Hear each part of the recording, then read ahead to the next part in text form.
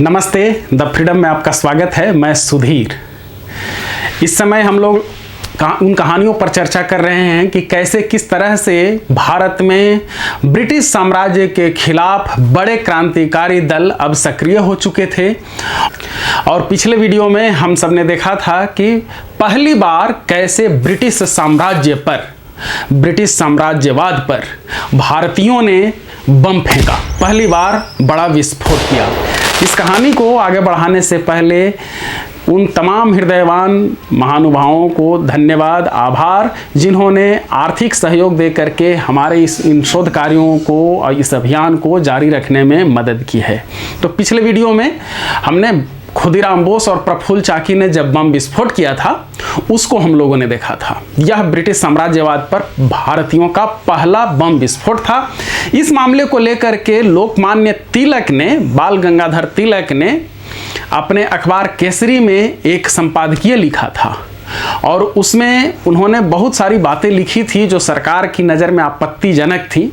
उसमें यह भी लिखा था कि 1897 में जो वहाँ पर चापेकर बंधुओं ने किया था, रैंड को मारा था और जो कुछ भी उसमें किए गए थे, पहले से वीडियो उपलब्ध है, आप देख लीजिए। तो उस मामले को लेकर के उन्होंने लिखा कि वो वीरता के हिसाब से कहीं बड़ा, ये मुजफ्फरपुर वाले कांड से भी बड़ा वो कदम था।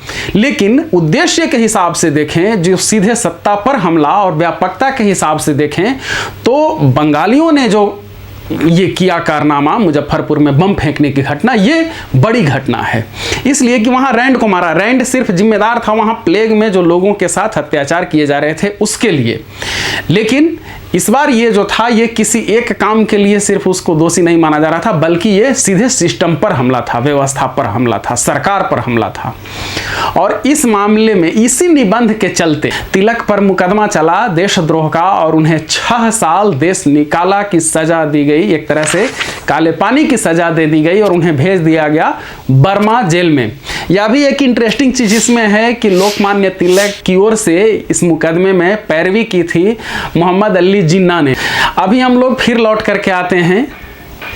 बम विस्फोट के बाद खुदीराम बोस और प्रफुल्ल चाकी अंधेरे का फायदा उठा करके भाग निकले। हालांकि उन्हें इस सच्चाई का पता नहीं था कि उन्होंने जिस बघी पर बम फेंका था वो बघी वास्तव में किंग्सफोर्ड की बघी नहीं थी, बल्कि उसमें एक वकील कैनेडी की पत्नी और उसकी बेटी थी और वो दोनों इस बम विस्फोट में मारे गए थे। भाग तो वो गए वहाँ से प्रफुल्ल चाकी और खुदीराम बोस, लेकिन कई गलतियां इस दौरान कर चुके थे। पहली तो सबसे बड़ी गलती थी कि गलत बघी पर उन्होंने बम फेंका था। दूसरी बड़ी गलती की थी कि दोनों ने अपने जूते वहीं छोड़ दिए थे। वहीं मतलब जहां से वो लोग बम फेंकने का जहां छिप करके इंतजार कर रहे थे। दोनों दरअसल खुद को अनकंफर्टेबल फील कर रहे थे जूते में, दोनों जूते नहीं पहनते थे। इसलिए कि पहले एक प्रसंग में ये लेखकों ने लिखा है, इतिहासकारों ने, कि प्रफुल्ल चाकी जब जूता खरीद रहे थे तो उनके कई दोस्तों ने इस पर आश्चर्य जताया कि बड़ा जूता खरीद रहे हो, तुम तो कभी जूता पहनते नहीं हो। तो प्रफुल्ल चाकी ने कहा था कि मेरी शादी हो रही है इसलिए, और शादी में खाली पैर जाऊंगा तो अच्छा नहीं लगूंगा, इसलिए जूते पहन रहा हूँ। तो जूते में खुद को उन्हें ये था कि हम भाग नहीं पाएंगे। पहली बार कोई जूता पहनेगा तो उस तरह से होता है कि बड़े होने के बाद पहली बार जूता पहन रहे थे तो उन्हें लगा कि इस जूते पहन करके हम लोग निकल नहीं सकेंगे यहाँ से, इसलिए अपने जूते वहीं खोल दिए थे और दोनों के जूते, 2 जोड़ी जूते रह गए थे। बाद में खुदीराम बोस ने उनकी पहचान की थी जब गिरफ्तार होकर के आए थे। तो ये गलती। एक और चीज़ है कि प्रफुल्ल चाकी एक चादर लिए हुए थे, उस चादर को भी उन्होंने वहीं पर छोड़ दिया था। वो चादर छूट गई जो उसकी भी पहचान खुदीराम बोस ने बाद में की। तो ये चीज़ें अपनी छोड़ाए थे। खुदीराम बोस ने अपना एक कपड़ा धर्मशाला में छोड़ दिया था। ये इन सारी चीज़ों की, ये जो सारे सामान थे, इनकी शिनाख्त, इनकी पहचान की थी जब डीएम के समक्ष खुदीराम बोस को गिरफ्तार करके लाया गया था मुजफ्फरपुर। तो उन्होंने, तो खुदीराम बोस और प्रफुल्ल चाकी आगे जाकर के फैसला करते हैं कि दोनों एक साथ दौड़ेंगे तो पकड़े जा सकते हैं। अलग अलग दिशा में दोनों जाने लगे। खुदीराम बोस वैनी स्टेशन गए। उनका किस्सा जो है गिरफ्तारी का और आगे का वो चैनल पर मौजूद है, आप देख सकते हैं। प्रफुल्ल चाकी की शहादत पर हम लोग आते हैं। 1 मई 1908 वो दिन था। 30 अप्रैल को उन्होंने बम विस्फोट किया, रात भर भागे, मतलब अगले दिन, बम विस्फोट के अगले दिन। यह भी याद रखिए कि दोनों ही वहाँ छद्मनाम से गए थे, वहाँ ठहरे थे और दोनों को ही एक दूसरे का छद्मनाम ही लेना था। खुदीराम बोस ने डीएम के समक्ष या फिर अदालत में अपना जितना भी बयान दिया है तो उन्होंने प्रफुल्ल चाकी को हमेशा दिनेश के नाम से संबोधित किया कि ये दिनेश का सामान है, दिनेश ने ऐसा कहा था, दिनेश और ये हम वहाँ पर थे। अपना नाम उन्होंने बयान में फिर वहाँ कहा कि मेरा नाम खुदीराम बोस है, मेरे पिताजी, ये मेरा घर पता, ये सब कुछ उन्होंने बताया, लेकिन प्रफुल्ल चाकी का नाम उन्होंने दिनेश नाम लिया। कई इतिहासकारों का इसलिए ये भी मानना है कि दोनों एक दूसरे के असली नाम से वाकिफ भी नहीं थे। ये भी बता दें कि दिनेश नाम था, दिनेश चंद्रदास नाम था प्रफुल्ल चाकी का, और खुदीराम बोस का नाम था दुर्गा दास सेन, जो छद्म नाम था। तो 1 मई को प्रफुल्ल चाकी पहुंच गए थे समस्तीपुर स्टेशन, बिहार का स्टेशन है समस्तीपुर, और वहां पहुंचने तक उन्होंने अपने लिए नए जूते और नए कपड़े खरीद लिए थे। यह एक बहुत बड़ी भूल थी।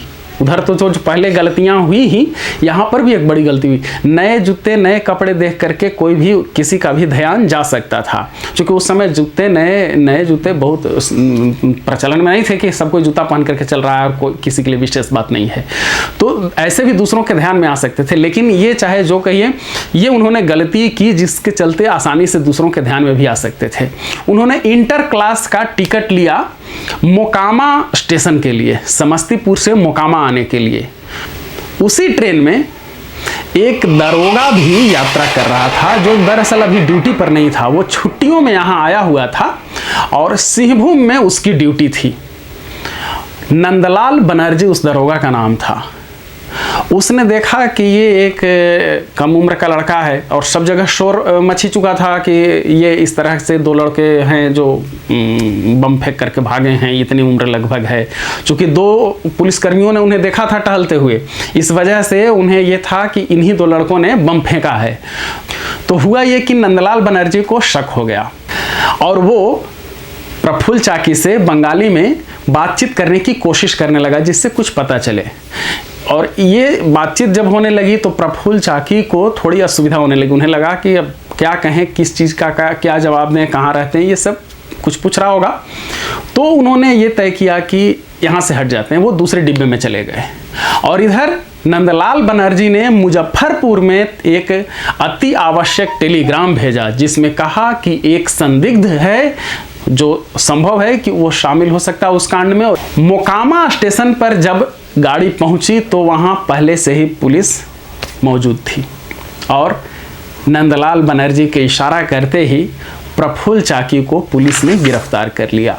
1 मई 1908 की ये बात है। इसी दिन खुदीराम बोस भी गिरफ्तार हुए थे, वो अलग वैनी स्टेशन पर। उनका जिक्र अभी हम लोग नहीं कर रहे हैं, अभी हम लोग केंद्रित हैं प्रफुल्ल चाकी पर। प्रफुल्ल चाकी पकड़ लिए जाते हैं पुलिस वालों के द्वारा और उन्हें अब समझ में आता है कि अच्छा इस नंदलाल बनर्जी ने धोखा दिया। उन्होंने चिल्ला करके कहा भी, तुम एक बंगाली हो, फिर भी एक बंगाली को ही इस तरह से गिरफ्तार करवाया। प्रफुल्ल चाकी काफ़ी मजबूत कद काठी के थे, पिछली बार भी हम लोगों ने इसकी चर्चा की थी। उन्होंने एक पुलिस वाले को धक्का दे करके छुड़ाया और भाग निकले। पुलिस वालों ने उनका पीछा किया। प्रफुल्ल चाकी के पास पिस्तौल थी, याद रखिए खुदीराम बोस के पास भी पिस्तौल थी, 2 पिस्तौल और ढेर सारी गोलियां। यहाँ प्रफुल्ल चाकी के पास भी, ताकि अगर बम विस्फोट में वो नहीं मरे तो गोली मार दी जाए। हालांकि बम विस्फोट इस तरह से हुआ कि उन्हें लगा कि सब कुछ सफल हो गया है और इसलिए वहां से वो लोग निकल गए थे।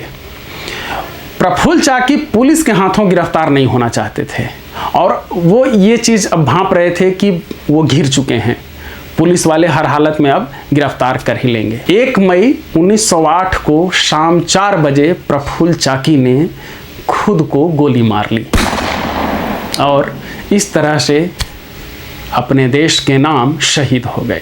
नंदलाल बनर्जी से बातचीत में प्रफुल्ल चाकी ने अपना नाम बताया था दिनेश, और अब ये पता करना था कि ये दिनेश है कौन। ये उन्होंने बता दिया था कि बंगाल के रहने वाले हैं।